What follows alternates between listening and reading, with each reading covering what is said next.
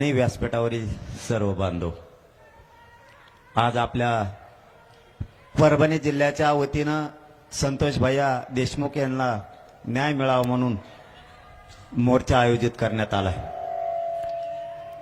देशमुख भैयाचे कुटुंबीय सुद्धा इथं उपस्थित आहेत।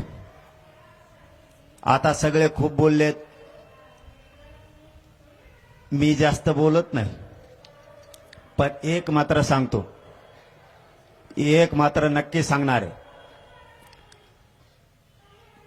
की संतोष भैयाला ज्यावेळेस ते काल पोलीस स्टेशनला गेले त्यांना बोलण्यात आलं, धमकी देण्यात आलं, बरोबर आहे ना? कालच ना, परवा।